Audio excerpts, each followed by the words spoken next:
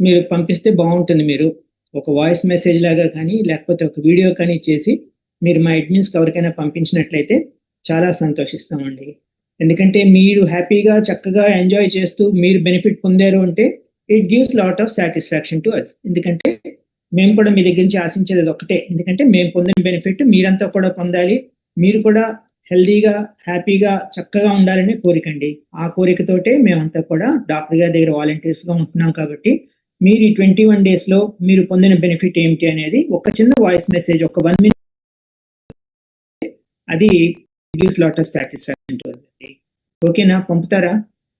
చెప్పండి, ఎంతమంది పంపుతారు? 1 2 3 అంతేనండి. ముగ్గురు, నలుగురు, ఐదుగురు. Very good, very good. అలా రావాలండి. మన దీపావళి దగ్గరికి వస్తుంది కదా, తారాజువులు గాలిలోకి లెగుస్తున్నట్లుగా మీ అందరి దగ్గర నుంచి కూడా మంచిగా హ్యాపీగా రావాలి. అట్లాగా చూడండి, మీరు అందరూ ఇంత బెనిఫిట్ పొందారు కాబట్టే కదా మరి చెప్తున్నారు. 25 సంవత్సరాల పైగా డాక్టర్ గారు రామచంద్ర గారు, పద్మా మేడం వాళ్ళు ఇంత రీసెర్చ్ చేసి మన కోసం అంత చేస్తూ ఉంటే మనం ఫాలో అవ్వడానికి ఏం చెప్పండి? తప్పకుండా ఫాలో అవుదామండి. రావాలి, ఇంకా రావాలండి థమ్స్అప్స్. అప్పుడే నేను హ్యాపీ ఫీల్ అవుతాను ఇంకా. వెరీ గుడ్ అండి, వెరీ గుడ్. చాలా బాగుందండి. చాలండి, ఆ మాత్రం చాలు. నాకు అట్లా వస్తుంటే నాకు అంతకంటే మాకేం చెప్పండి. మాకు మా ఆర్గనైజర్స్ అందరికీ కూడా ఇదే కావాలి, మీరందరూ హ్యాపీగా ఉండాలి. డాక్టర్ గారు కూడా హ్యాపీ ఫీల్ అవుతున్నారు. ఇవన్నీ చూసి డాక్టర్ గారు కూడా ఎంతో హ్యాపీ ఫీల్ అవుతున్నారు. ఏం ఆశిస్తున్నామండి? ఏది కాదు కదా, మీరంతా ఆరోగ్యంగా ఉండాలనే కదండి. ఎందుకు మీరు ఆరోగ్యంగా ఉంటే మాకెందుకు అని చెప్పేసి మాకేంటి అనుకుంటారా? మనం అందరం డాక్టర్ రామచంద్ర గారి వసుదైక కుటుంబంలో మెంబర్స్. మొదటి రోజు నుంచి చెప్తూనే ఉన్నాను, నేను ప్రతిసారి చెప్తున్నాను. మన కుటుంబంలో సభ్యులంతా హ్యాపీగా హెల్దీగా ఉంటే మనకు ఆనందం కాదే చెప్పండి? సో అందుకనే మీరందరూ కూడా హ్యాపీగా హెల్దీగా ఉండాలి. అందుకనే మీరు గూగుల్ ఫామ్ లో, గూగుల్ షీట్ లో పెట్టిన వాళ్ళందరికీ కూడా ఇండివిజువల్ గా మొత్తం అందరి సమస్యలు కూడా అడ్రస్ చేశారు. ఇవన్నీ కూడా డాక్టర్ గారికి చూపించి డాక్టర్ గారు ఏం చెప్పారో అవన్నీ కనుక్కొని మన శివరామ్ సార్ మీకు అందరికీ కూడా అడ్రస్ చేసి ప్రతి ఒక్కరికి కూడా అన్నీ చెప్పారండి. అవునా? ఇంకేదైనా ఉన్నా కూడా మీరు చక్కగా గూగుల్ ఫామ్ లో మీరు చక్కగా పెట్టొచ్చు. ఇదేంటి రేపటితో క్లాస్ అయిపోయిందంటే రేపటితోటి మనం డిస్కనెక్ట్ అయిపోయామని ఎంత మాత్రం కాదండి. ఇది మీరు ఎప్పుడన్నా ఏదైనా చక్కగా కావాలి అంటే ఫ్రెండ్లీగా కూడా చక్కగా అడ్మిన్స్ తోటి టచ్లోకి రావచ్చు, అన్నీ మాట్లాడొచ్చు, అన్ని సంగతులు తెలుసుకోవచ్చు. మన ఆశ్రమంలో జరిగే యాక్టివిటీస్ ఏమన్నా ఉంటే అన్నీ కూడా గ్రూప్లో పోస్ట్ చేయడం అనేది జరుగుతూ ఉంటుంది. మీకు ఎప్పటికప్పుడు అన్ని సంగతులు తెలుస్తూ ఉంటాయి. ఒకసారి ఆశ్రమానికి కూడా వెళ్ళి రమ్మని చెప్పి నేను చెప్పాను, వెళ్తామని చెప్పి చాలా మంది నిన్న థమ్స్అప్ పెట్టారు.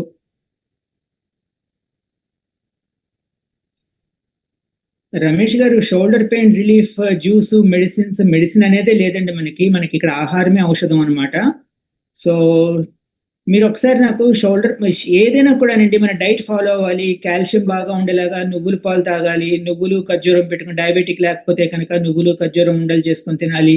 నేను చెప్పారు కదండి, పాలలో కంటే కూడా మనకి నువ్వుల్లో ఎన్ని రెట్లు కాల్షియం అధికంగా ఉంటుందనేది నిన్న మనకి డాక్టర్ గారు చూపించారు మనకి.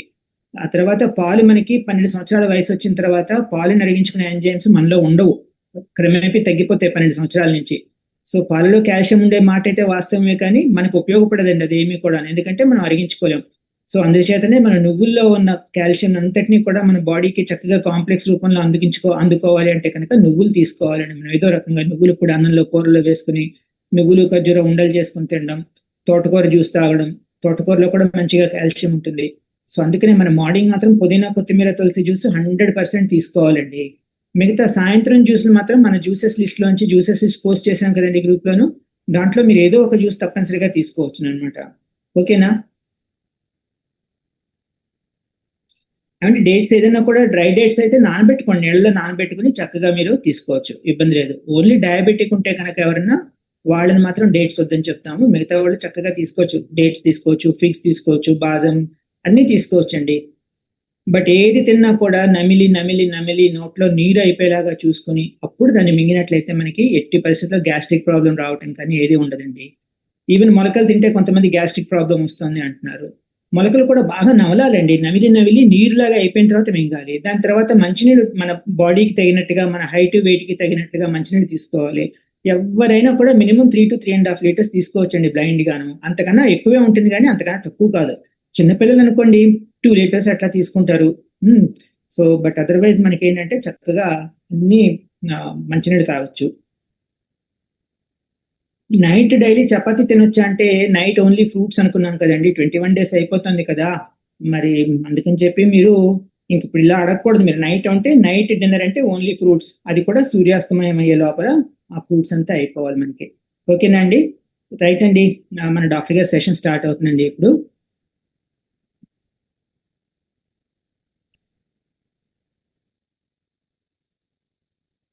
మిత్రులు, ప్రకృతి ప్రేమికులందరికీ నమస్కారం. మిత్రులారా, ఈరోజు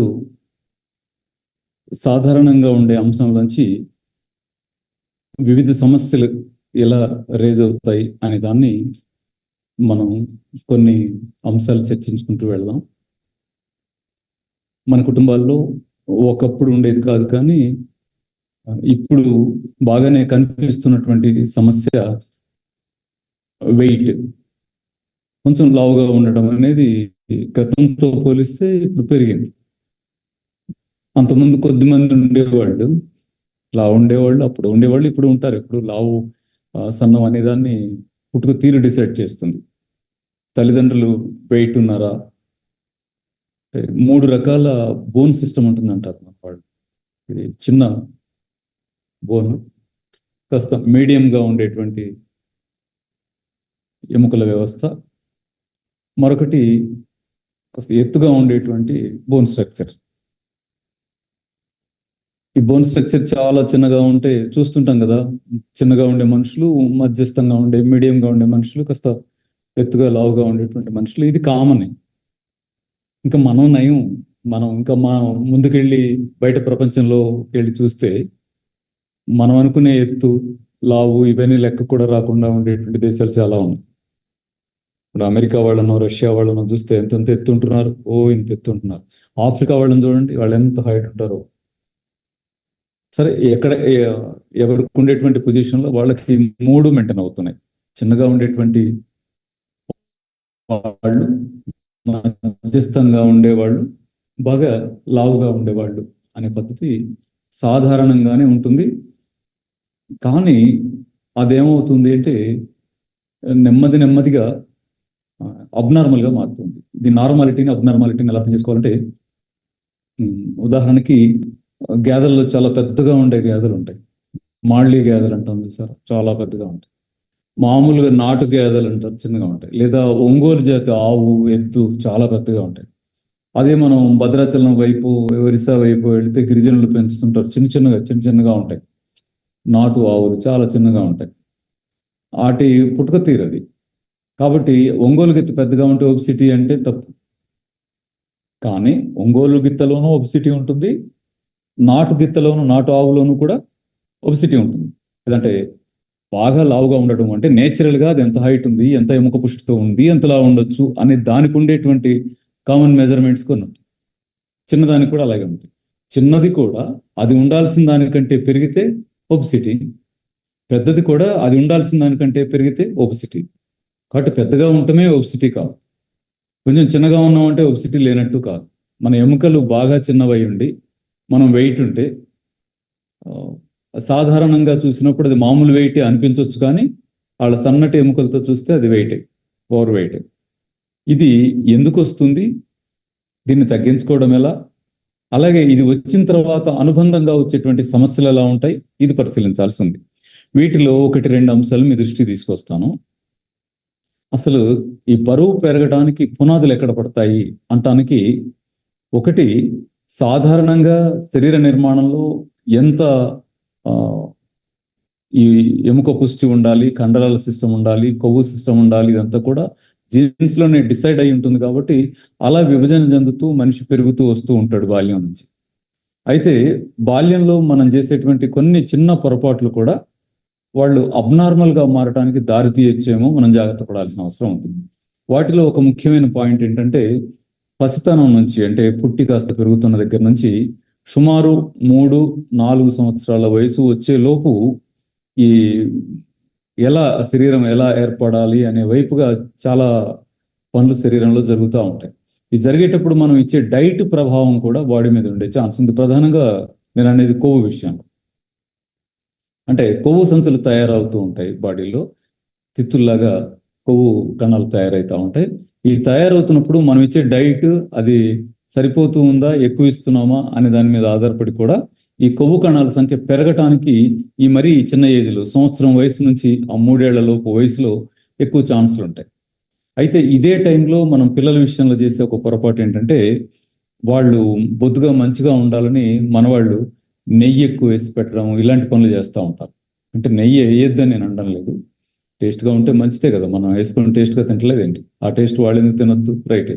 కానీ నేచురల్గా ఉండే సిస్టమ్ ఎలా ఉంటుందంటే, మనం అతనికి నెయ్యి వేసి పెడితేనే బాగా టేస్ట్ ఉంటుంది అని గుర్తించే వయసు కానీ, గుర్తించగలిగేటువంటి ఆ టేస్ట్ బడ్స్ నాలెడ్జ్ కానీ ఇంకా ఆ వయసులో ఉండదు. కాబట్టి మీరు పప్పు మామూలుగా వేసి పెట్టినా ఆ పప్పు టేస్టే ఇది నా ఆహారం అనుకుంటాడు. దానిలో మీరు నెయ్యి వేసి పెట్టినా ఓకే ఇది నా ఆహారం ఏమో అనుకుంటాడు, అలా అలవాటు పడతాడు. మీరు ఊరికే సెర్లాక్ పెట్టినా అది ఆహారం ఏమో అనుకుంటాడు. ఓకేనా? కానీ మనం ఏం చేస్తామంటే నెయ్యి బలమైంది కదా, మంచిగా ఉపయోగపడుతుందిలే అని వేస్తాం. అది కొంచెం వేస్తే పర్వాలేదు. అలా కాకుండా నెయ్యి బలమైంది కదా అని మంచిగా చిన్నపిల్లలకి ఇంత నెయ్యి వేసి పెడుతున్నాం అనుకోండి, అది దేనికి దారి తీస్తుందంటే లోపలికి వెళ్ళిన తర్వాత అది ప్రాసెస్ అయ్యి ఎనర్జీగా మారాలి కదా, ఏటీపీలుగా మారి పనికి రావాలి. పని ఏముంటుంది, వాళ్ళు కాళ్ళు చేతులు ఊపుతూ ఉంటారు, అప్పటికి బాగా కష్టపడతా ఉంటారు పిల్లలు, ఎప్పుడు ఊరుకోరు చూడండి, కాళ్ళు చేతులు ఆడిస్తూనే ఉంటారు.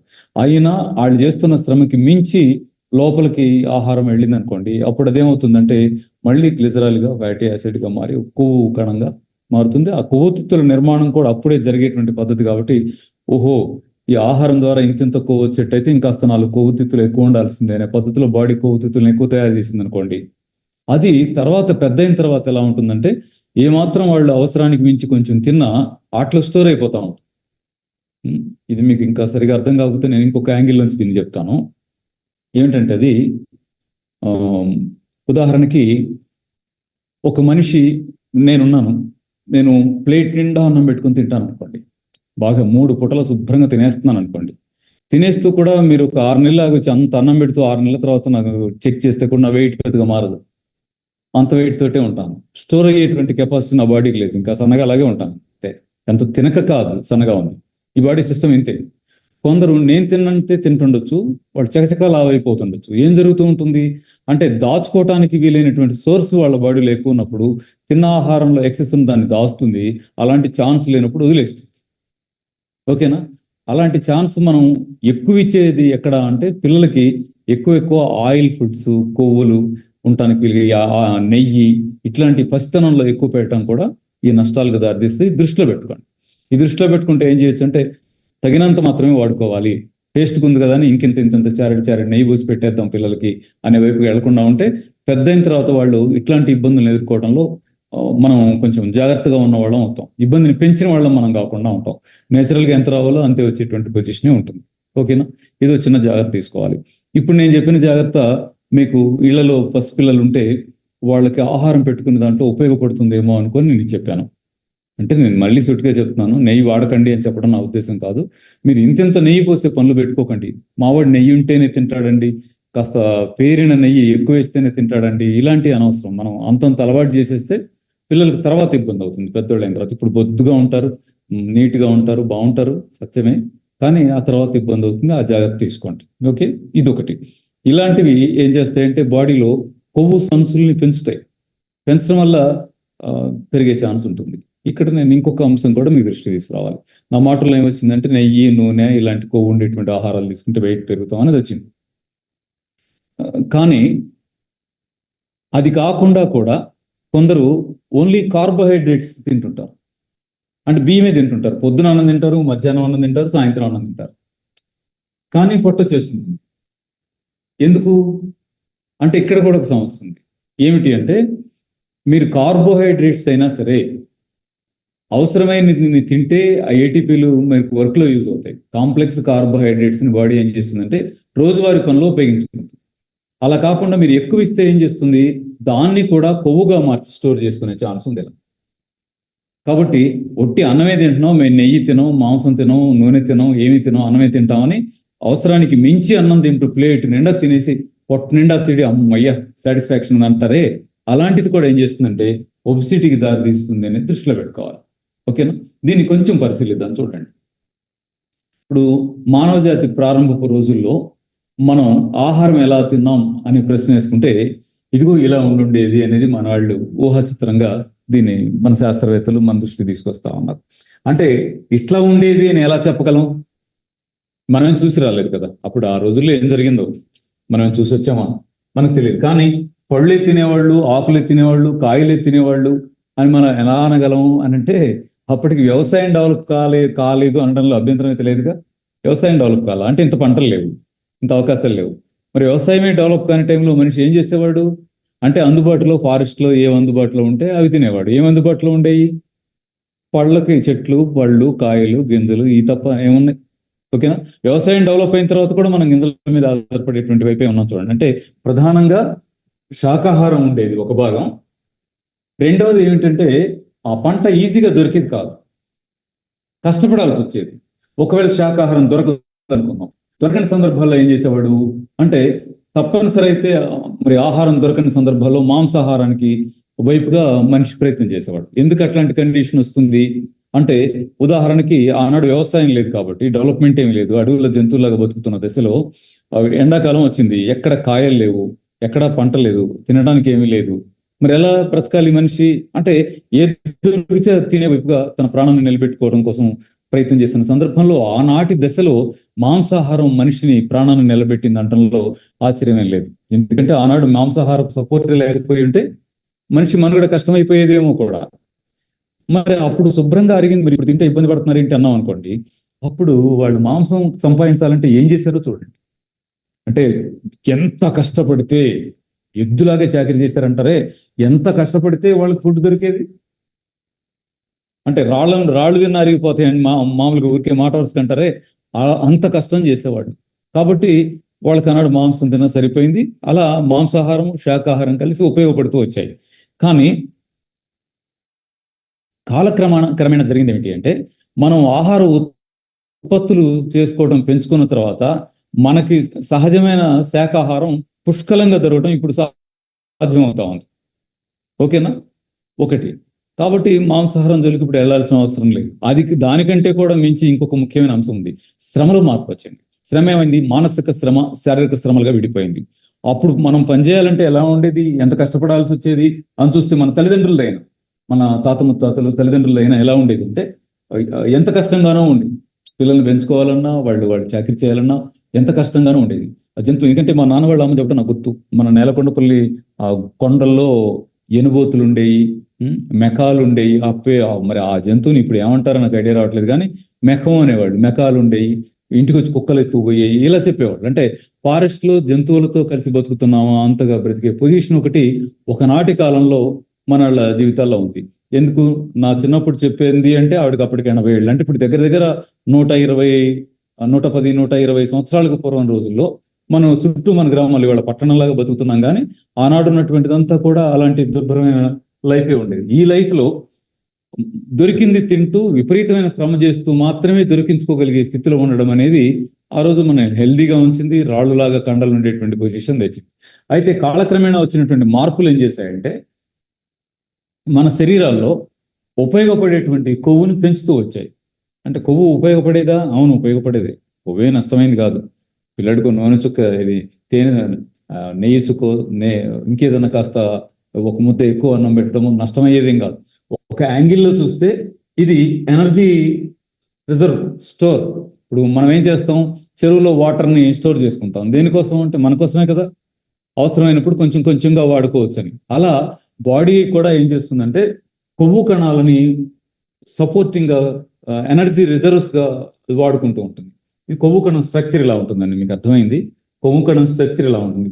మనం మామూలు జీవకణం చూసినప్పుడు ఏముంటుంది, మధ్యలో న్యూక్లియస్ ఉండి లోపలంతా జీవద్రవ్యం ఉండి దాంట్లో ఇంకా రకరకాల చిన్న చిన్న అవయవాలు, పార్టికల్స్ అన్ని ఉండి ఒక సిస్టమ్ ఉంటుంది. కానీ దీంట్లో ఏముందంటే కంప్లీట్ కొవ్వుతో నిండింది. కొవ్వు రిజర్వాయర్ ఏమో అన్నట్టుగా ఎనర్జీ రిజర్వాయర్ లాగా మొత్తం కొవ్వు నిండిపోయిన పొజిషన్ మనం చూస్తూ ఉన్నాం. ఇవి శరీరంలో ఇంకా ఇవి చాలా ఉంటాయి. అంటే ఇది ఎక్కడెక్కడ ఉంటాయి ఏమిటి అని చూస్తే ఈ ఫ్యాట్ సెల్స్ బాడీలో వేల సంఖ్యలో, కోట్ల సంఖ్యలో ఉంటాయి. ఇలా ఎక్కడికక్కడికి ఉదాహరణకి పొట్ట కింద, తొడల్లో, బ్యాక్ పార్ట్లో అంటే పిరుదుల్లో, ఇలా వీలైన చోటల్లా కూడా ఫ్యాట్ ఇలా ఫామ్ అయిపోయి ఉంటుంది. ఒక మనిషిలో, సాధారణంగా ఉండే ఒక మనిషిలో సుమారు 3500 కోట్ల కొవ్వు కణాలు ఉంటాయి. ఎన్ని కణాలు ఉంటాయి? 3500 కోట్లండి. 3500 కణాలు, 3500 కోట్ల కొవ్వు కణాలు అనేవి శరీరంలో ఉంటాయి. ఇప్పుడు చూస్తే నిజానికి ఇది కొవ్వు కణం అనిపిస్తుందిలా. ఎట్లా ఉందంటే ఏదో రాళ్ళు, కాలంలో దొరికే రాళ్ళు ఉంటాయి, అవన్నీ బస్తాలో కట్టామేమో, గట్టిగా కట్టామేమో అన్నట్టుంది. కాదు, కొవ్వు కణాలు ఉండేటువంటి సిస్టమే ఇట్లా ఉంటుంది. దీన్ని బాగా పెద్ద చేసి చూపించడం ద్వారా ఒరిజినల్ కూడా మీరు చూతురు. కానీ ఇలా కొవ్వు ఫామ్ అయి ఉంటుంది. దీంట్లో ఉండే ఎనర్జీ ఎప్పుడు యూజ్ అవుతుంది అంటే ఆహారమే దొరకని పొజిషన్ వచ్చినప్పుడు రిజర్వ్ నుంచి తీసుకొని బాడీ ఖర్చు పెట్టుకుంటుంది. ఇంకా చూద్దాం. ఉదాహరణకి మనం బాడీలో కొవ్వు పేరుకునే పద్ధతి ఎలా ఉంటుంది అనేది గమనించండి. ఇప్పుడు సాధారణంగా మనం ఇలా ఉంటాం. ఇలా ఉన్నప్పుడు పొట్టలో కొవ్వు పేరుకుంటుంది అనుకుంటాం. పొట్టలో కొవ్వు పేరుకోవడం 2 రకాలుగా ఉంటుంది. ఒకటి, ఇప్పుడు ఇక్కడ మీకు 3 పొరలు కనపడుతున్నాయి. ఎల్లో, రెడ్, బ్లూ కనపడుతూ ఉన్నాయి. ఏమిటిది అంటే మీకు అర్థం కావడానికి మాత్రమే 3 రంగులు ఉన్నాయి. ఈ పైన పొట్ట అనుకోండి. ఇప్పుడు ఈ పొట్టకి చర్మం ఉంది. చర్మం కింద ఒక దళసరి పొరలాగా కొవ్వు పేరుకుంటుంది. ఇది ఎల్లోయిష్ గా కనిపిస్తుంది. ఓకేనా? నెక్స్ట్, చర్మం తర్వాత కండరపు పొర ఉంటుంది. రక్షణగా కండరపు పొర ఉంటుంది. అది ఎర్రగా ఉంది. కండరపు పొర తర్వాత మీకు ఈ బ్లూగా కనపడుతుందా? ఇది కూడా ఫ్యాటే. అంటే ఫ్యాట్ లోపల అవయవాలకి చర్మానికి మధ్యలో దిండ్లుగా ఫామ్ అవుతుంది అని అనుకుంటాం. నిజమే అది. కానీ అది మాత్రమే కాదు. లోపల అవయవాలకి చర్మానికి మధ్యలో పొరలుగా దిండ్లుగా ఫామ్ అవుతుంది కొవ్వు ఒకటి. ఇది కాక ఈ కండరపు పొరని దాటి లోపల భాగాల్లో కూడా కొవ్వు పెరిగిపోతుంది. ఓకేనా? ఈ 2 రకాలుగా కొవ్వు పెరుగుతుంది. దీన్ని బ్లూగా ఎందుకు చూపించామంటే బ్లూ ఉంటుంది కాదు, ఎల్లోగానే ఉంటుంది. అర్థం కావడానికి ఓహో బయట కొవ్వు పేరుకుంటుంది, లోపల కూడా కొవ్వు పేరుకుంటుంది అని అర్థం కావడానికి. ఈ పాయింట్ ఎందుకు ఉపయోగపడుతుంది అంటే బయట కొవ్వు దేనికి ఉపయోగపడుతుంది, లోపల కొవ్వు పేరుకుంటే దేనికి ఉపయోగపడుతుంది, లేదా బయట కొవ్వు ఏ నష్టం చేస్తుంది, లోపల కొవ్వు ఏ నష్టం చేస్తుంది, ఎలాంటి జబ్బులు రావడానికి కారణం అవుతుంది అని అర్థం చేసుకోవడానికి వీలవుతుంది అనే దానికోసం దీన్ని చెప్తున్నాను. అలాగే మీరు మరొకటి కూడా గమనించే ప్రయత్నం చేయండి. ఇలా మనం సంచులుగా తిత్తులుగా ఏర్పడుతుంది అనేటువంటి కొవ్వు ఒరిజినల్ గా ఇలా ఉంటుందండి. మీరు రియల్ గా బాడీ కొవ్వుని మనాళ్ళు తీసిన మైక్రోస్కోప్ లో తీసిన వీడియో ఇది, మీరు గమనించవచ్చు. ఒరిజినల్ గా ఇట్లా ఉంటుంది. ఓకేనా? ఇది మనకు ఒక రకంగా అవసరంలో, ఆపదలో ఆదుకునేటువంటి రిజర్వ్ సోర్స్. నెక్స్ట్ మనం ఒకటి గమనిద్దాం. ఇక్కడ మీరు దీన్ని చూడండి.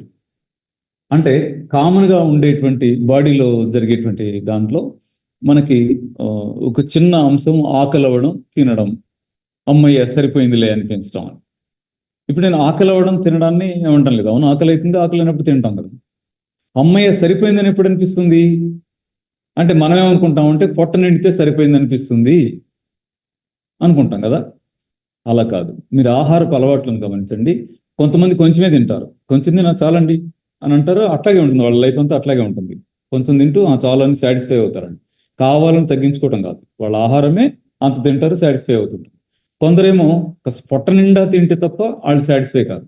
ఏమిటి, ఎక్కడుంది ఇది అని గమనిస్తే దీనికి బాడీలో జరిగేటువంటి అన్ని రకాల యాక్షన్స్కి, రియాక్షన్స్కి ఎలా అయితే కెమికల్స్ మూలంగా ఉన్నాయో, పెద్ద రసాయనిక కర్మాగారం శరీరం మనం భావిస్తున్నామో, ఇక్కడ కూడా అదే ఫ్యాక్టర్ పనిచేస్తూ ఉంది. మీరు ఇది గమనించండి, అర్థమవుతుంది. గ్రిలిన్ అని ఒక హార్మోన్ రిలీజ్ అవుతుంది జీర్ణ కోశపు గోడల ద్వారా.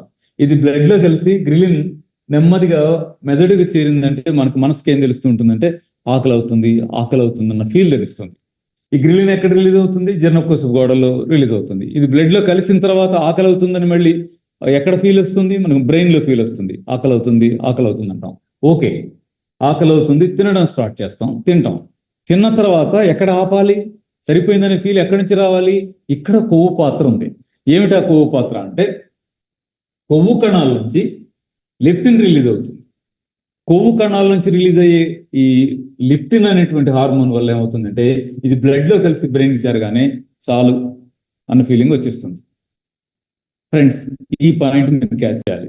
ఏమిటి? ఒకటి, జీర్ణకోశపు గోడల నుంచి వచ్చేటువంటి హార్మోన్ వల్ల ఆకలి రావడం ఎంత సామాన్యమైందో, కొవ్వు నుంచి రిలీజ్ అయ్యేటువంటి లెప్టిన్ వల్ల చాలు అన్న ఫీలింగ్ రావడం అంత సామాన్యమైంది, నార్మల్ పొజిషన్.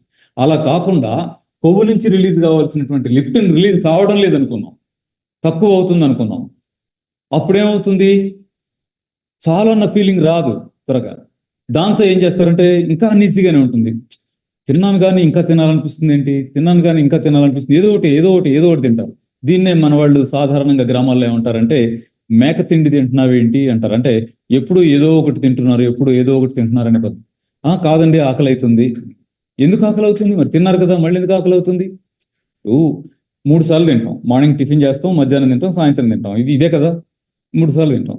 మరి 4 సార్లు 5 సార్లు ఎందుకు తింటున్నారు అంటే ఆకలి అవుతుందండి. ఇంకా గమనించండి, రైతు ఉంటాడు, రైతు పొద్దున్నే అన్నం పట్టుకుని వెళ్ళిపోతాడు పొలానికి, మళ్ళీ నైట్ వచ్చి స్నానం చేసి మళ్ళీ అన్నం తింటాడు, 2 సార్లే తింటాడు. లైఫ్ అంతా 2 సార్లే భోంచేస్తాడు. మరి మనం ఎందుకు 3 సార్లు తింటున్నాం? మరి ఇంకా మనళ్ళు ఇంకో ఎందుకు మధ్యలో స్నాక్స్ అని తింటున్నారు, లేకపోతే రోజంతా తింటున్నారు, ఆకలి అవుతుంది అంటున్నారు? అంటే ఎక్కడైతే కొవ్వు కణాల నుంచి లిప్టిన్ ప్రొడక్షన్ ఆగుతుందో, తగ్గుతుందో, బాగా తక్కువగా వస్తుంటుందో, అలాంటి సందర్భాల్లో సరిపోయిందన్న ఫీలింగ్ మనసుకు అందదు. తింటుంటాం కానీ సరిపోయింది అనిపించదు. ఆ సాటిస్ఫాక్షన్ లోపించినప్పుడు తింటాం దేని దారితీస్తుంది? మళ్ళీ కొవ్వు కణాలు పెరగడానికి, వెయిట్కే దారితీస్తూ ఉంటుంది. అంటే కొవ్వు కణాలు యాక్టివ్గా లిప్టిన్ ని రిలీజ్ చేయాలంటే ఏంటంటే అవి కూడా నార్మల్గా ఉండాలి. అలా కాకుండా అవి అబ్నార్మల్గా ఫుల్గా పేరుకుపోతే అవి కూడా సరిగ్గా రెస్పాండ్ అవ్వలేవు. రెస్పాండ్ అవ్వనప్పుడు లిప్టిన్ రిలీజ్ అవ్వదు. లిప్టిన్ రిలీజ్ అవ్వకపోవడం అనేది ఎక్కువ తినడానికి దారితీస్తుంది. ఎక్కువ తింటాం మళ్ళీ ఇంకా లావు అయిపోవడానికి దారితీస్తుంది. ఇది జరగాలంటే కూడా ఏంటంటే తగినంత కొవ్వు మాత్రమే బాడీలో మెయింటైన్ అయ్యేటువంటి పొజిషన్ని మనం కాపాడుకోగలిగితేనే ఆకలి కంట్రోల్లో ఉండటం కూడా సాధ్యం. చాలా మంది వెయిట్ ఉన్న వాళ్ళు చూడండి, మీరు ఫ్రూట్స్ తినండి తగ్గిపోదని చెప్తాం, లేకపోతే ఫాస్టింగ్ ఉండండి మీరు వెయిట్ తగ్గుతారని చెప్తాం. ఉండలేమండి అంటారు. అమ్మో నేను అన్నం తినకుండా ఉండలేనండి వినుంటారు కదా. లేకపోతే ఒకవేళ మీరే వెయిట్ ఉంటే మీరు అమ్మో తినకుండా ఎట్టా ఉంటాం, కళ్ళు తిరిగిపోతే చేత కాదు, అమ్మో ఆకలి వేస్తుంది. ఇక్కడ చిన్న ఆర్గ్యుమెంట్ని మీకు తెలిసిందని నేను గుర్తు చేస్తాను. చూడండి, మీరు కష్టపడ్డారు, లేదా నేను నా వైపుని చెప్తాను. నేను పొద్దున్నే పొలం వెళ్ళాను, మధ్యాహ్నం దాకా కష్టపడ్డాను, మధ్యాహ్నానికి ఆకలి అవుతుంది, ఇంటికి వచ్చి అన్నం పెట్టమన్నాను, అన్నం పెట్టారు, అన్నం పెట్టిన తర్వాత తిన్న తర్వాత ఇప్పుడు మళ్ళీ పని చేయగలిగేంత ఎనర్జీ నాకు వచ్చింది, ఇంకా పని చేస్తానని పనిలోకి వెళ్ళాను. ఇది కామన్ కదా జరిగేది. ఇక్కడ ప్రశ్న ఏంటంటే అన్నం తినక ముందు నీ పొజిషన్ ఏంటంటే అర్జెంటుగా ఆకలి అవుతుంది తినాల్సిందే అని. ఇక్కడ మనం ఏమనుకుంటాం అంటే అమ్మో తినకపోతే నేను పని చేయలేను అనుకుంటాం. ఎందుకంటే తినకపోతే ఎనర్జీ ఎక్కడి నుంచి రావాలి, కాబట్టి నేను పని చేయలేను అనుకుంటాం. కానీ అసలు రహస్యం అంతా ఎక్కడుందంటే అన్నం తిన్న తర్వాత అమ్మయ్య తిన్నా నాకు ఎనర్జీ వచ్చిందని పనిలోకి వెళ్తాడు. కానీ తిన్న అన్నంలోంచి ఎనర్జీ మనకు అందాలంటే కనీసం 2-2.5 గంటల టైం పడుతుంది. అన్నం తిన్నాం పొట్ట నిండా, తిన్న తర్వాత ఎనర్జీ వచ్చేది, అది అరగాలి కదా. అరగాలంటే జీర్ణకోశం నుంచి ఖాళీ అయ్యి చిన్న పేగుల్లోకి ఎంటర్ అవ్వాలంటేనే కనీసం 1.5-2 గంటల టైం తీసుకుంటే తప్ప అది ప్రాసెస్ అయ్యి గుజ్జుగా మారి, ఎందుకంటే తిన్నన్నం కొంత టైం తర్వాత ఆ కదిలి వెళ్ళదు. తిన్నన్నంలోకి డైజెస్టివ్ జ్యూస్ ఫామ్ అవ్వాలి. జ్యూస్ అంటే యాసిడ్స్ అన్ని ఆ జీర్ణకోశపు గోడల నుంచి ఫామ్ అయ్యేటువంటి జఠరసం లాంటివి కానీ, ఇప్పుడు లివర్ నుంచి వచ్చే పైచరసం కానీ, లేదు మనం పెప్సిన్ అంటాం కదా, పెప్సిన్ కానీ, హైడ్రోక్లోరిక్ యాసిడ్ కానీ, ఇట్లాంటివన్నీ ఫామ్ అయ్యి గుజ్జుగా మారాలి. గుజ్జుగా మారిన తర్వాత మాత్రమే జీర్ణకోశానికి డియోడినంకి మధ్య ఉండేటువంటి క్యాప్ ఓపెన్ అయ్యి ఇది చిన్న పేగుల్లోకి ఎంటర్ అవుతుంది. అప్పుడు దాకా ఎంటర్ అవ్వదు. దానికి బట్టే టైం ఎంత అంటే 2 గంటల నుంచి 2.5 గంటల టైం పడుతుంది. మరి కాస్త అరుగుదల స్టార్ట్ అయ్యి అరుగుతూ ఉంటే కదా ఎనర్జీ అందేది. మరి తినగానే ఎనర్జీ ఎక్కడ వచ్చిందంటే సాటిస్ఫాక్షన్. ఆకలి అనే ఫీల్ని పక్కకు పెట్టేసి సాటిస్ఫై అయ్యాం. ఆ సాటిస్ఫై చేసింది ఎవరు? కొవ్వు కణాల నుంచి వచ్చినటువంటి లిప్టిన్. ఎప్పుడైతే సాటిస్ఫాక్షన్ వచ్చిందో రైట్ మళ్ళీ పనిలోకి వెళ్ళిపోతాడు.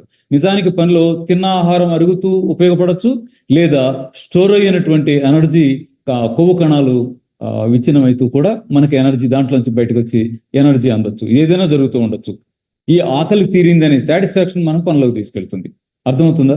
కాబట్టి ఇంకా ఆకలి అవుతుందంటే అది సహజమైన ఆకలి కాదు, మీకు అవసరమైన ఆకలి అంతకంటే కాదు. అదేమిటి అంటే లిప్టిన్ రిలీజ్ కాకపోయేసరికి వచ్చినటువంటి ఆకలి అన్న ఒక ఫీల్, అంతే. దాన్ని మీరు కంట్రోల్ చేసుకోవాలంటే ఉన్నటువంటి మార్గం ఏమిటి అంటే మన విధానాలని పాటిస్తూ వెళ్ళడమే. దానికి పరిష్కారాలు కూడా నేను ఇవాళ మీ దృష్టికి తీసుకొస్తాను. అలాగే మరొకటి గమనిద్దాం. ఇక్కడ మీకు ఈ 2 బొమ్మలు గమనించండి. ఈ రెండు బొమ్మల్ని గమనిస్తే అనిపిస్తుంటుంది ఏ సోమాలియా నుంచి తెచ్చిన ఫొటోస్ ఏమో అనిపిస్తుంది. నేను నెట్లో డౌన్లోడ్ చేసి పెట్టాము, అది నిజానికి సోమాలియా ఏమో తెలియదు. సోమాలియా అంటే మనకి చాలా కాలంగా చూస్తున్నాం కదా, అన్నం తినడానికి కూడా కష్టం, ఈ రోజుకి ఒక పూట కూడా అన్నం దొరక్క ఎముకల గూడులాగా మారిపోయినటువంటి వేలాది లక్షలాది ప్రజల సమూహాలు బ్రతికేటువంటి ఆఫ్రికన్ కంట్రీ. అయితే వాళ్ళు ఎముకల గూడులాగా తయారై కూడా ప్రాణంతో ఉన్నారు. అంటే ఇది ఎలా జరిగింది, ఎట్లా సాధ్యమైంది అంటే ఇక్కడే అర్థం చేసుకోవాల్సింది. కొవ్వు కెపాసిటీ అది. లోపల ఉన్నటువంటి కొవ్వు కణాలు ఏం చేస్తాయంటే మనకు అవసరమైనటువంటి ఎనర్జీని అవి కరిగిపోతూ మనకు అందిస్తూ వస్తాయి. బాడీలో కంప్లీట్ కొవ్వు అయిపోయేదాకా ఎనర్జీని తెచ్చుకొని జీవించగలిగేటువంటి కెపాసిటీ మన బాడీకి ఉంటుంది. అలా కొవ్వు అనేది మనకు బాగా ఉపయోగపడే అంశమే. ఓకేనా? ఏ సందర్భంలో ఇలాంటి అవసరమైనటువంటి సందర్భాల్లో, మరి మన లైఫ్లో అట్లాంటి సందర్భం ఉందా? అవకాశం లేదు కదా. మనం స్థిరమైన జీవితంతో ఉన్నాం, కాస్త పర్వాలేని పొజిషన్లో ఉన్నాం. కాబట్టి కొవ్వుని పేర్చుకుంటేనే రేపు భవిష్యత్తులో కష్టం వచ్చినప్పుడు ఉపయోగపడుద్ది, అమ్మో కొవ్వు ఉండాల్సిందే బాడీలో అనే కండిషన్ మనకు అసలు లేదు. ఎప్పటికప్పుడు తినగలిగేంత లేదు, ఒక రోజు 2 రోజులు కాదు, సంవత్సరం మనకి ఏమీ లేదంటే కూడా నిలబడి బతకగలిగేంత ఆహారపు వనరులు పేర్చుకోగలిగాం మనం. మన సెంట్రల్ గవర్నమెంట్ అనౌన్స్ చేసింది కదా, ఇది 10 సంవత్సరాల పాటు పంట వేయకుండా వదిలేస్తే కూడా భారతదేశంలో ఆహారం లేని అనే పొజిషన్ రానంత నిల్వలు పేర్కొని ఉన్నాయి. మేము ప్రపంచ దేశాలు సరఫరా చేయడానికి సిద్ధంగా ఉన్నామని సెంట్రల్ గవర్నమెంట్ అనౌన్స్ చేసింది. చూడండి మన పొజిషన్ ఎలా ఉందో. అలాంటప్పుడు కొవ్వు బాగా బాడీలో పేర్చుకోవడం ద్వారా ఆపదను రక్షించడానికి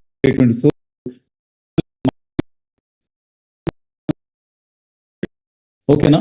నెక్స్ట్ బాగున్నామా ప్రశ్న ఎందుకు వస్తుందంటే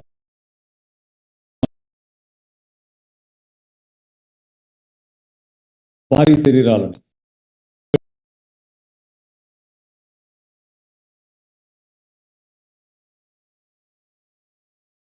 హైట్ ని ఎలా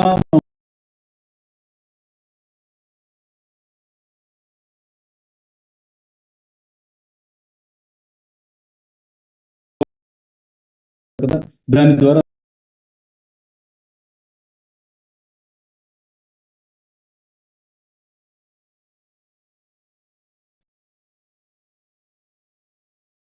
నేను సరిపోయి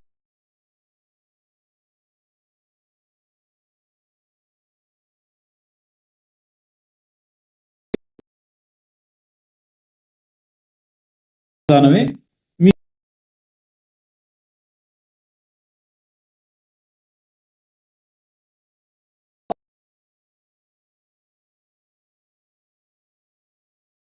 మనకి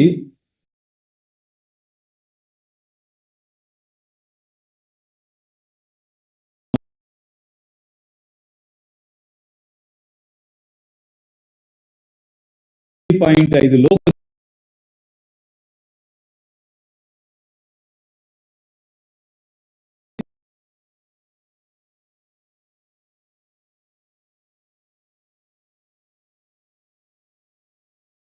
మీరు నా వెయిట్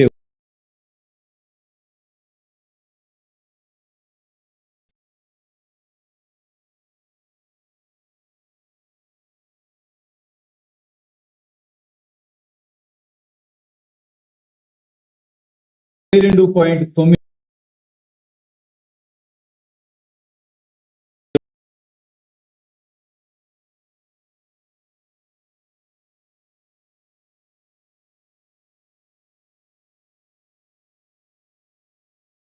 దాకా వస్తున్నారంటే మీరు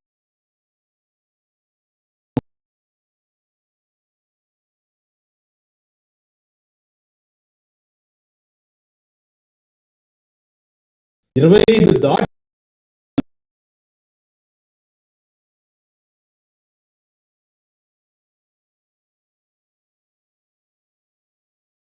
ఇంకా తగ్గాల్సిందే.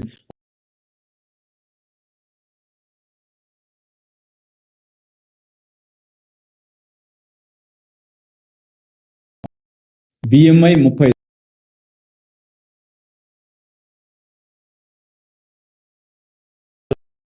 ఇబ్బంది అని తేలిపోయినట్టు 2.9 మధ్య ఆలోచించాల్సిన పని లేదు. ఎట్లా అంటే దీనికి మనం ఉదాహరణకి బియ్యం తీసుకోవడానికి వీలుగా మీకు ఇదంతా ఏజ్, జెండర్,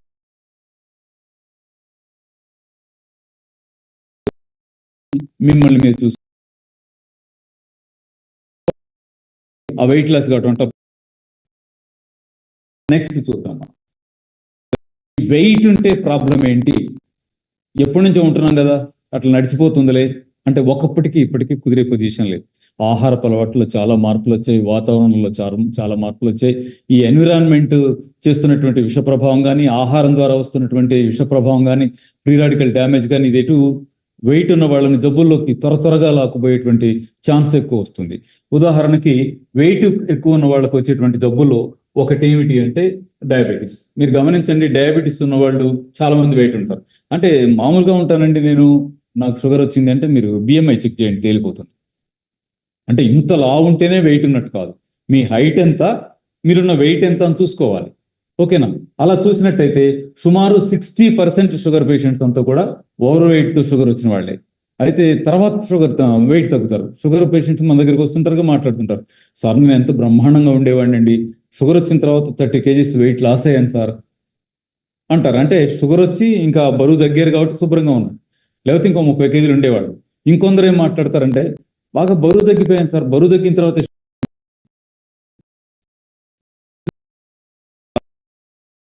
తగ్గుతూ వచ్చారు, బాగా వీక్ అయి డౌట్ వచ్చి డాక్టర్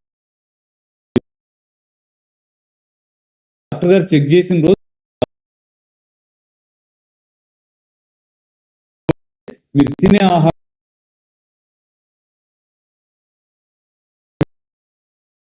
రిజర్వ్ సోర్స్ లా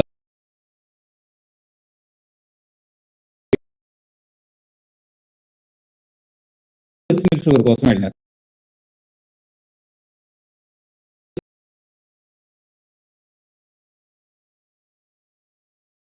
అలాగే రెండు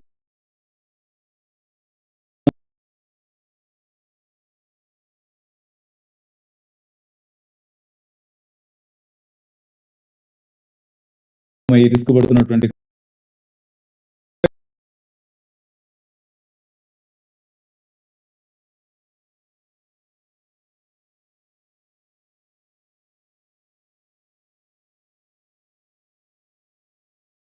చాలా రకాల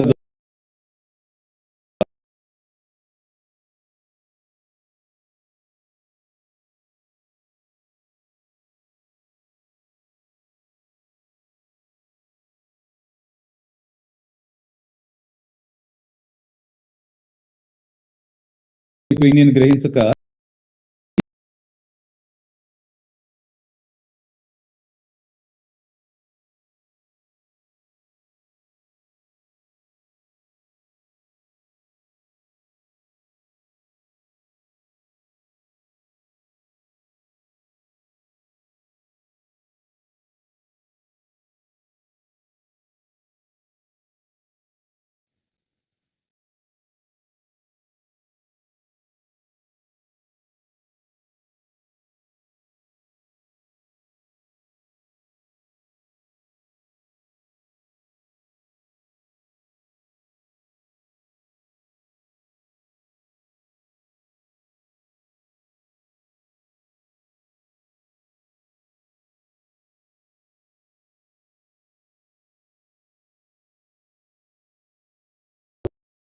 పేగులు ఉన్నాయి, చిన్న పేగులు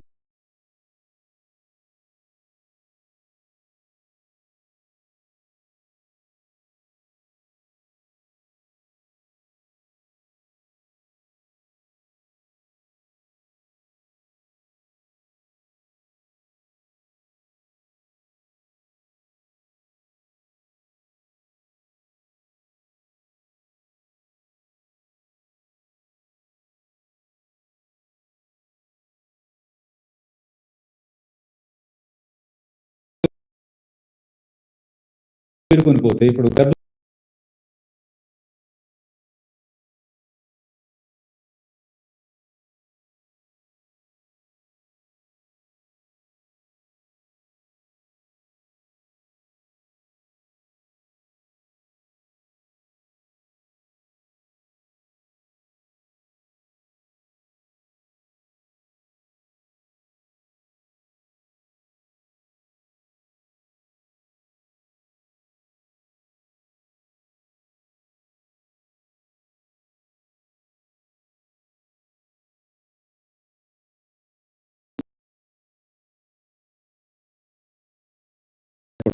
మీకు అంత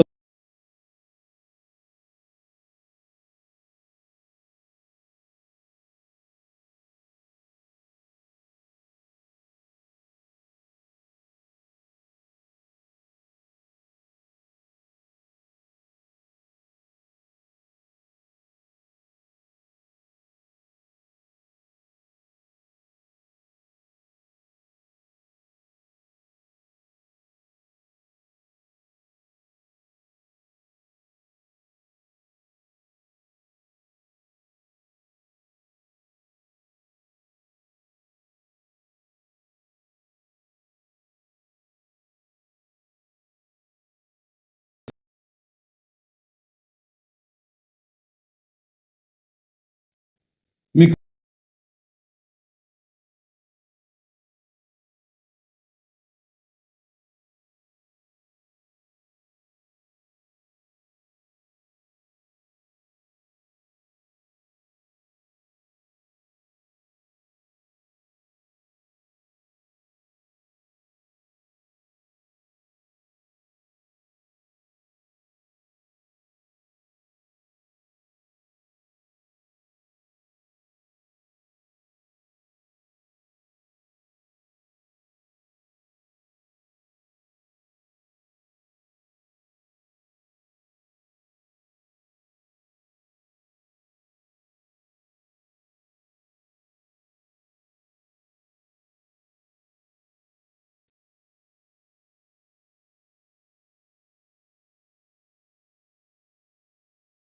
వెయిట్ తగ్గిపోతాము.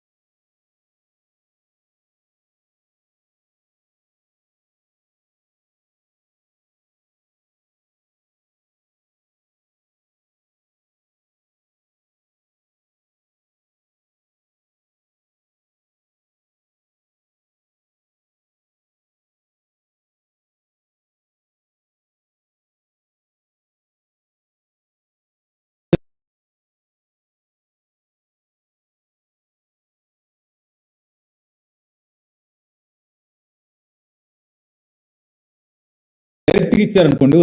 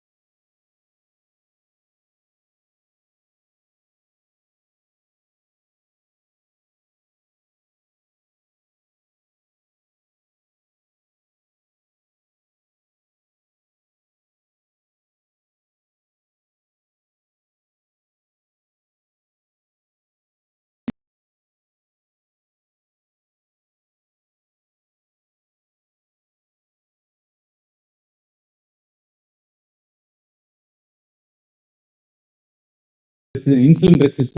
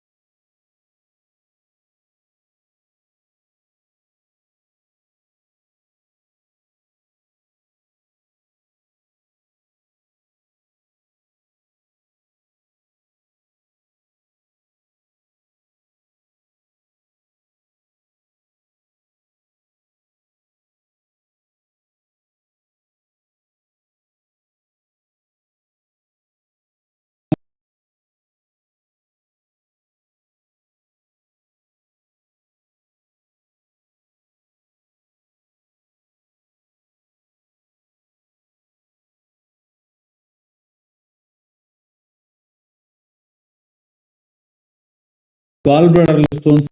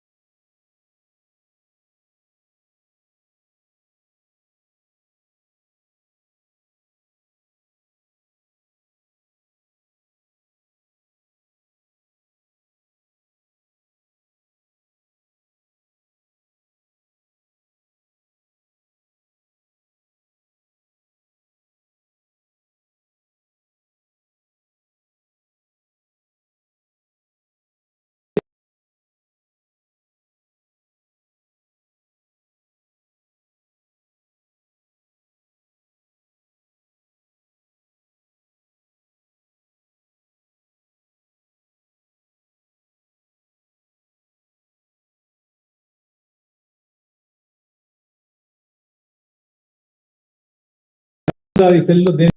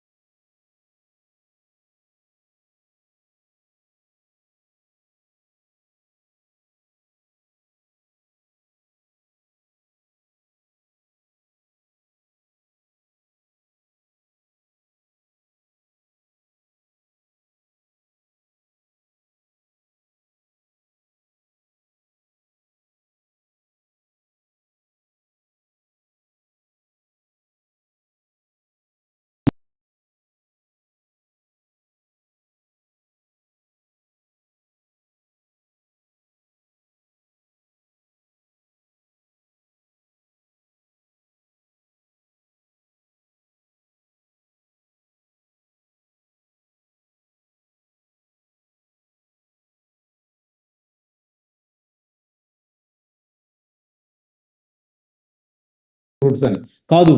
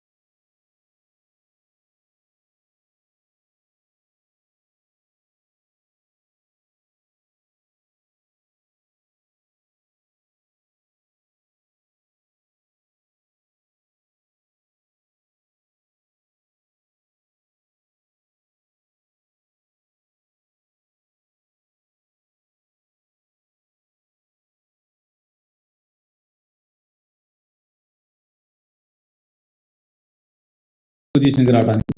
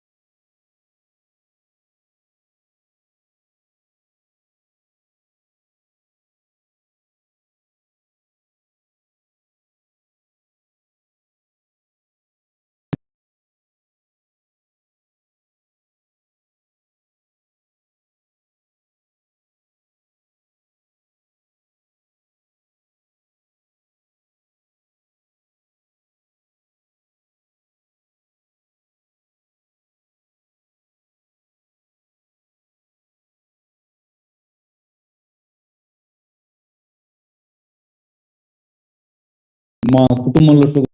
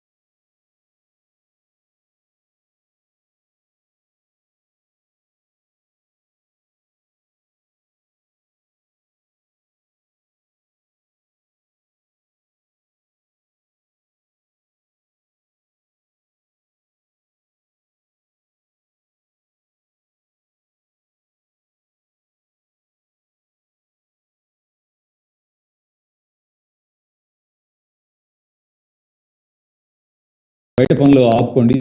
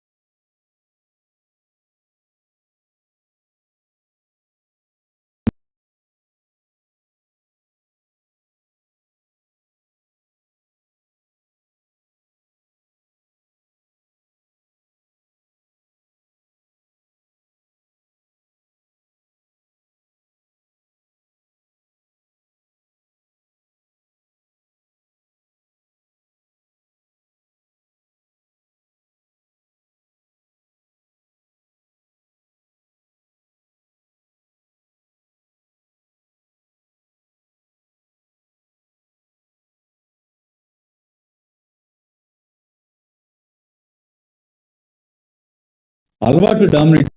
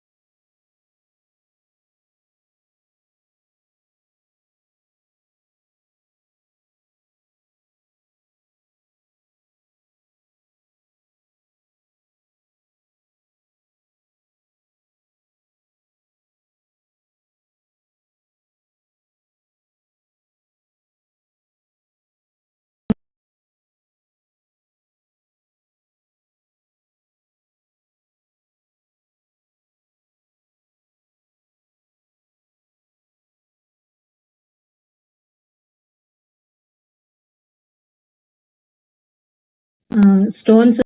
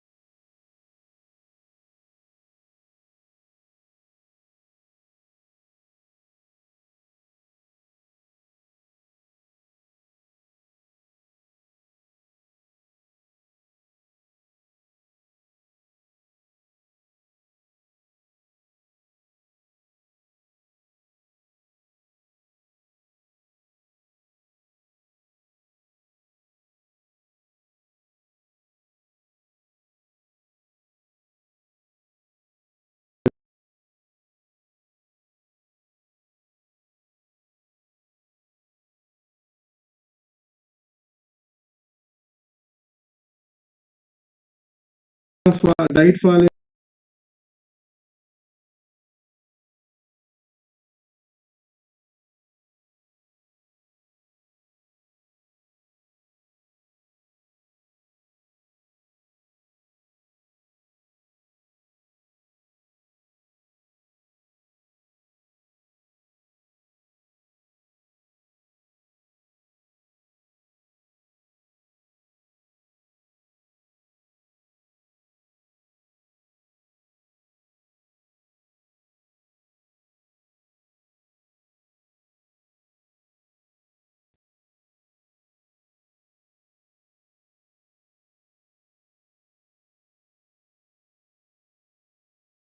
గారు చాలా థ్యాంక్స్ అండి.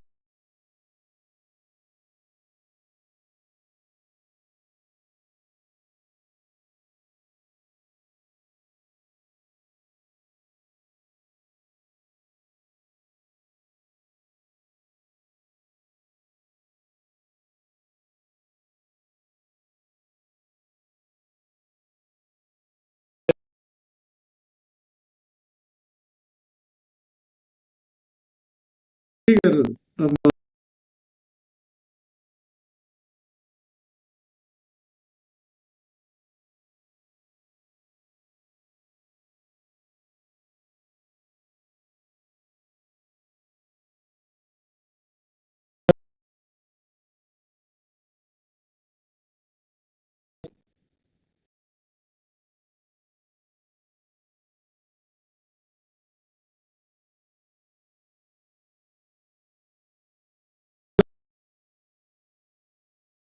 ప్రోగ్రాము ఆయన కూడా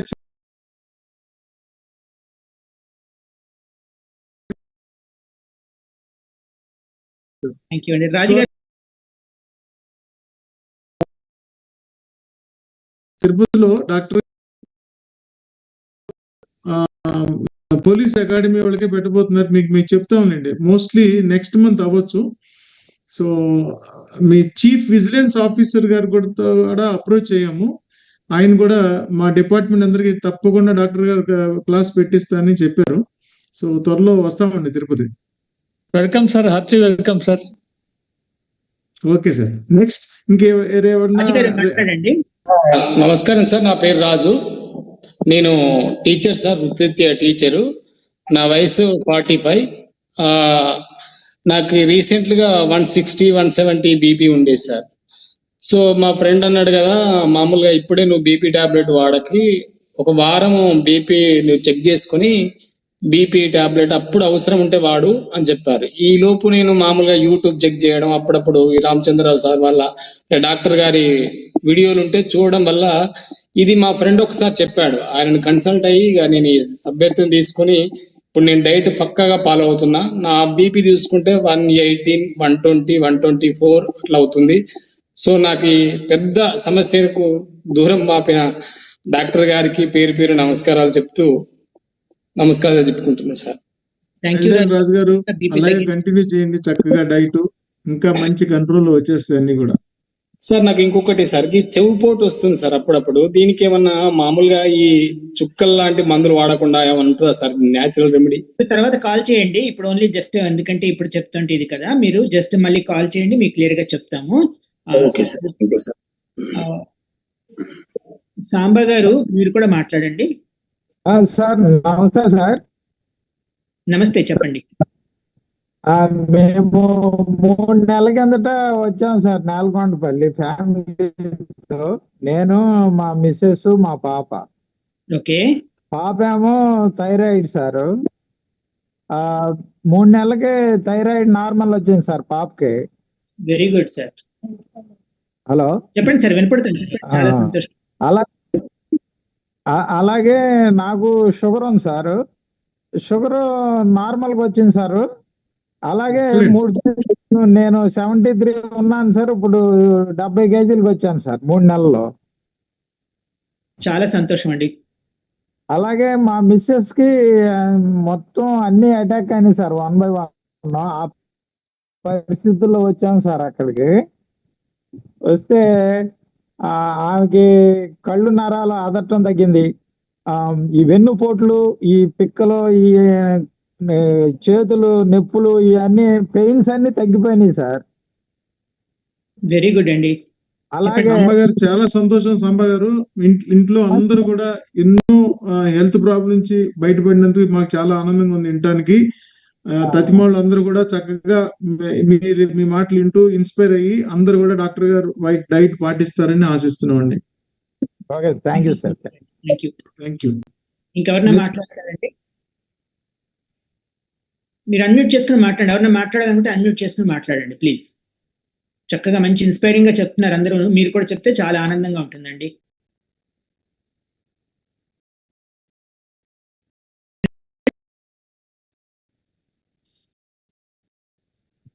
అమ్మాదేవి గారు మీరు మాట్లాడతారా? హలో సార్, నమస్తే సార్. మాట్లాడమ్మా. నాకు ఈ మధ్య 1 month నుంచి ముక్కు ప్రాబ్లం వస్తే చూపించుకున్నానండి. ముక్కులో కండ పెరిగింది అన్నారండి. చెప్పండి. దానికి ఏమన్నా చెప్పండి సార్. అలాగే అండి. ఇప్పుడు ఏంటంటే టెస్టిమోనియల్ చెప్పడానికి మీరు పొందిన బెనిఫిట్ ఏదైనా తప్పకుండా మాట్లాడదాం సార్.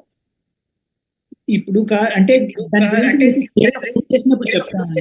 ఇప్పుడు ఏంటంటే మీరు 21 రోజుల్లో చెప్పమని చెప్తున్నాం మేడం. శ్యామ్ గారు, ఒకసారి నిద్ర పట్టడానికి ఒకటి, బ్యాక్ పెయిన్ ఒకటి, ఆ కలర్ ఎలా వేయాలి ఒకసారి బ్యాక్ పెయిన్ కొంచెం చెప్పండి సార్. చాలా మంది అడిగారు, ఒకసారి చూపించండి.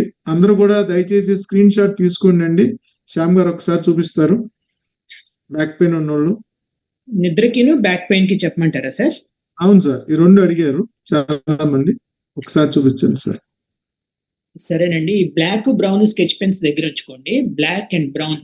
నిద్ర గురించి అయితే చాలా మంది మొన్న మనకి చెప్పారు, చాలా బాగా నిద్ర పట్టింది, వెంటనే పడుకున్నాం అని చెప్పి. మరి బ్యాక్ పెయిన్ కి నిన్న చేశారా లేదా తెలియదు, కానీ బ్యాక్ పెయిన్ కూడా చెప్పారు. మళ్ళీ రిపీట్ చేస్తానండి. ఫస్ట్ నిద్ర పట్టడానికి చెప్తున్నానండి. ఆలోచన లేకుండా, మనకి ఎటువంటి ఇది లేకుండా చక్కగా మంచిగా black and brown sketch pens తీసుకోండి.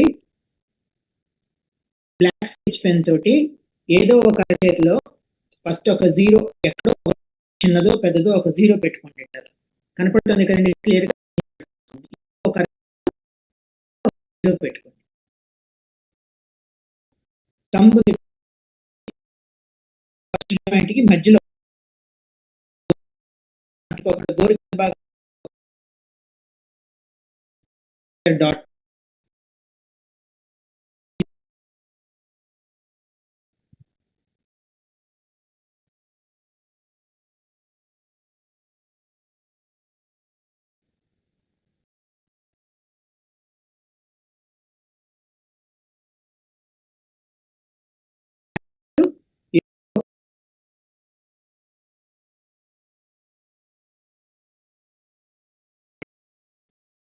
స్కెచ్ పెన్ తో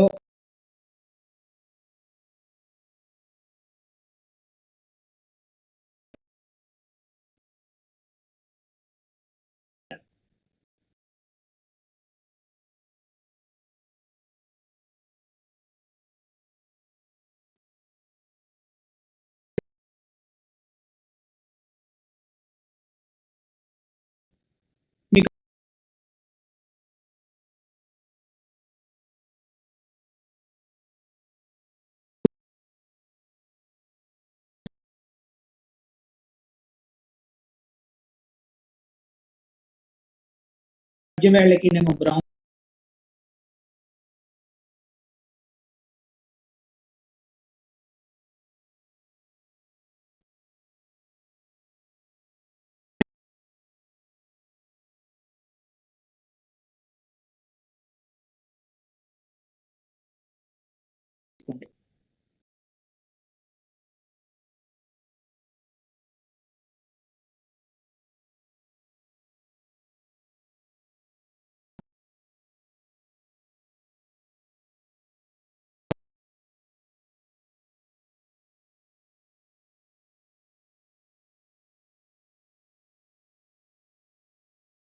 మీరు ఫీల్ అవుతారు.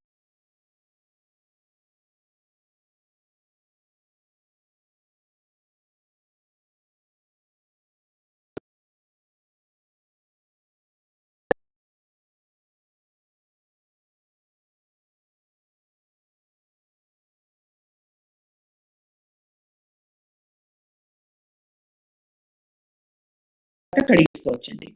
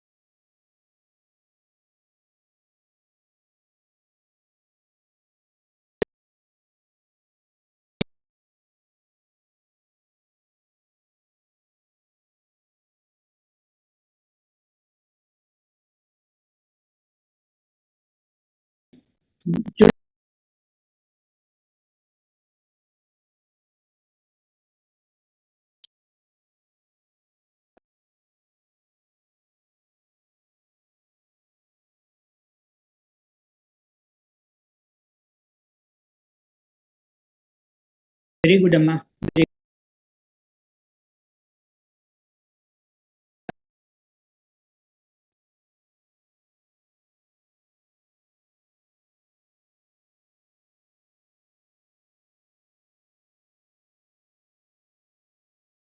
గారితో మాట్లాడాల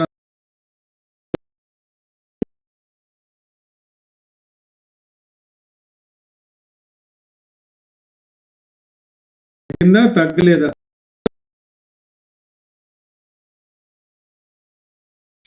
దీని ద్వారా ఇది తగ్గింది. రేపొద్దున డాక్టర్ గారితో అందరికి మాట్లాడే ఛాన్స్ ఉంటుంది. అందుకని అందరూ కూడా చక్కగా ఒక 1 minute లేదా 2 minutes మాక్సిమం, ఎందుకంటే అందరూ షేర్ చేసుకోవడానికి డాక్టర్ గారితో రేపొద్దున అవకాశం కల్పిస్తున్నారు డాక్టర్ గారు. సో దాన్ని మీరు మంచిగా వాడుకోండి. కానీ మీరు క్యాన్సర్, హార్ట్, కిడ్నీ, లివర్ ఈ ప్రాబ్లమ్స్ ఉన్నోళ్ళు సాటర్డే సండే తప్పకుండా డాక్టర్ గారిని ఎంత త్వరగా వెళ్ళి అంత త్వరగా మీరు ఆయన కలిసి మీ రిపోర్ట్స్ చూపిస్తే డాక్టర్ గారు మీకు మంచిగా గైడ్ చేసి మీకు డైట్ అంతా రాసిస్తారండి. సో వాళ్ళకి మట్టికి మీరు ఏది రిస్క్ తీసుకోవద్దండి. మీరు డైరెక్ట్గా వెళ్ళి ఒకసారి డాక్టర్ గారిని కలవాలి. డాక్టర్ గారు చెప్పిందే మీరు పాటించాలి. ఓకే అండి, నమస్తే అండి. ఓకే అండి, రేపు సాయంత్రం మళ్ళీ కలుస్తుందాం. అంతవరకు సెలవు అండి. నమస్తే అండి.